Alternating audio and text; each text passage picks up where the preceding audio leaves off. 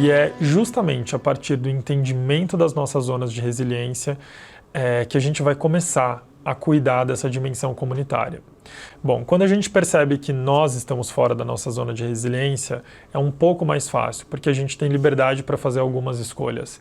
A gente pode escolher, por exemplo, ir beber um copo d'água, fazer um intervalo naquela relação que está nos fazendo mal, ou qualquer outra técnica, estratégia de bem-estar. Quando a gente percebe que uma outra pessoa saiu da sua zona de resiliência, isso pode ser um pouco mais complexo. Nem sempre a melhor coisa é apontar para aquela pessoa e acusá-la de estar fora do controle. Na verdade, isso costuma funcionar muito pouco. Às vezes as pessoas estão no que a gente chama de período refratário, que é um momento em que elas não conseguem trocar a perspectiva delas sobre uma situação e elas normalmente estão muito raivosas em relação a isso.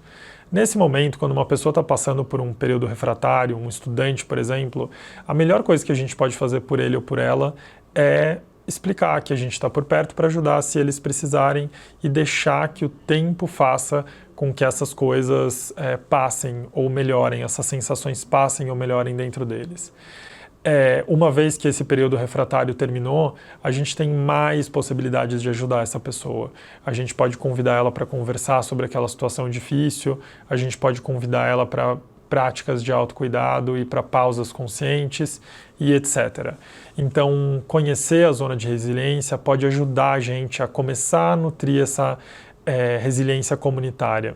Além disso, a gente pode incentivar os nossos estudantes a criar rotinas de cuidado entre eles, a estabelecer combinados de como eles podem se lembrar da zona de resiliência e como eles podem reconhecer que cada um tem uma zona de resiliência única, diferente, mas pode se ajudar tanto a voltar da zona alta quanto da zona baixa para a nossa zona de bem-estar.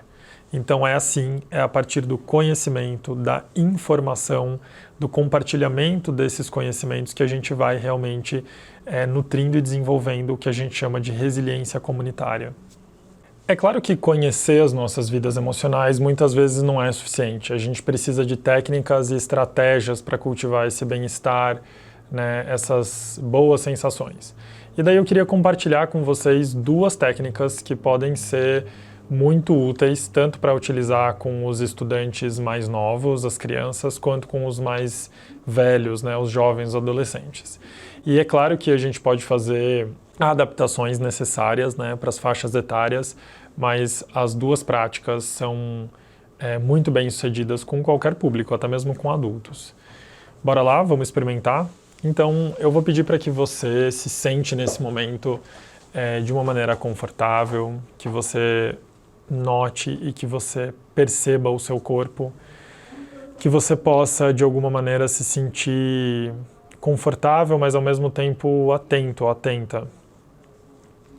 E daí você pode trazer atenção para as partes do seu corpo que precisam de mais conforto, de mais bem-estar. Se você se sentir confortável, você pode fechar os seus olhos. Se você preferir, você pode deixar os seus olhos abertos também. E para a primeira prática, a gente vai utilizar as nossas mãos e a nossa respiração de uma maneira sincronizada. Essa primeira prática é a prática do escalador. A gente vai imaginar que os nossos 5 dedos são 5 montanhas e que o dedo indicador da outra mão é o escalador. E ele vai subindo e descendo as montanhas conforme a gente inspira e expira. A gente inspira bem longo e expira mais curto. A gente inspira e expira. Inspira e expira. Inspira novamente e expira mais longo.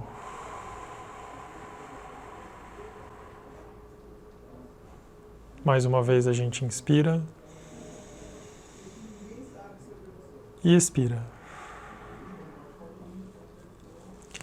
Essa é uma maneira da gente usar a nossa respiração e as sensações do corpo para se acalmar, para retornar para essa zona de resiliência e de bem-estar.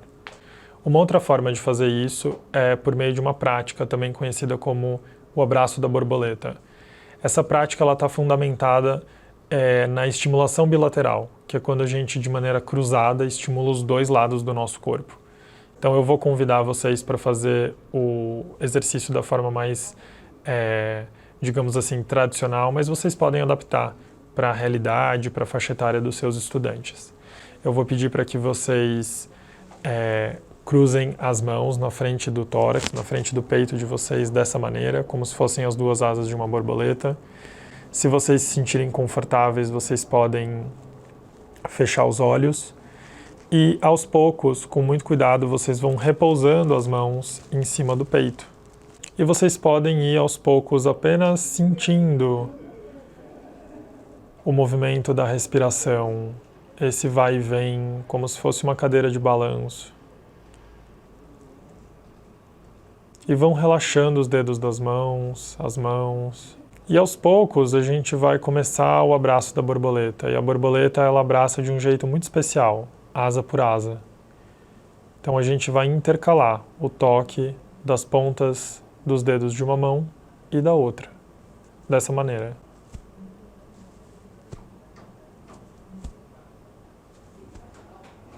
A gente vai fazer isso no ritmo que for confortável.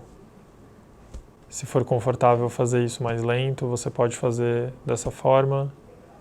Se for confortável, um ritmo mais acelerado, você pode adotar ele também. O mais importante é estar atento às sensações do corpo. Como você se sente a cada batidinha?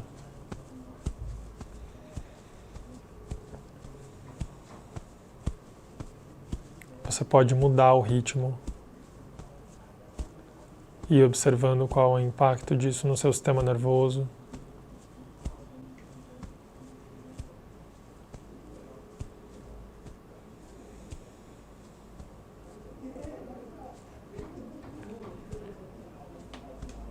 E aos poucos você pode parar, novamente repousar suas mãos em cima do seu peito e simplesmente sentir a respiração de novo.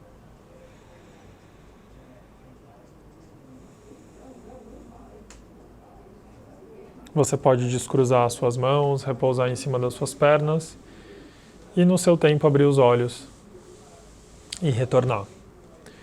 Essas foram duas práticas, a prática do escalador e a prática do abraço da borboleta, que são práticas de autocuidado que ajudam a gente e ajudam os nossos estudantes a retornar para a sua zona de resiliência ou zona de bem-estar. Bom, a gente encerra a última aula do nosso último módulo por aqui. Eu convido vocês a entrar em contato com a gente caso vocês tenham dúvidas, queiram saber mais, se aprofundar em outros temas. E é claro, vocês sempre podem recorrer à nossa bibliografia para conhecer mais a fundo os conceitos que a gente traz no curso. Eu desejo que vocês, os seus estudantes e as suas comunidades floresçam, tenham a oportunidade de encontrar essa felicidade genuína e esse bem-estar nas relações de vocês. E eu queria compartilhar uma última história. Eu queria dizer para vocês que no período da pandemia, da Covid-19, eu por muito tempo senti muito medo de não saber o que entregar e como entregar para os meus estudantes. Eu tinha muito medo porque não sabia lidar com as ferramentas, não sabia lidar com eles nessa relação à distância, e eu hesitei muito nas minhas aulas. Até o dia que eu me fiz a pergunta do que era indispensável que eles saíssem da minha aula com. E eu cheguei à conclusão de que o que era indispensável era que cada um ali saísse com a certeza e a convicção de que se sentia amado. Então eu fiz o voto de que eu nunca mais sairia de nenhuma aula sem deixar que os meus alunos soubessem que eu os amava. E daí, no começo, é claro que o cinismo de uma sociedade materialista às vezes cria alguns impedimentos, mas eu transpus esses impedimentos e nós, aos poucos, fomos criando uma relação muito bonita de troca de afeto. Até que os alunos, os próprios estudantes, eles mesmos pediam para que no final da aula a gente vivesse esse momento juntos. E eles faziam isso me perguntando sempre, né? Pedindo para que eu perguntasse para eles, na verdade. Eu sempre perguntava para eles, vocês sabem, não sabem?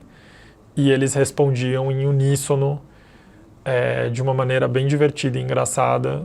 Sim, a gente sabe, Valentim, a gente sabe que você ama a gente.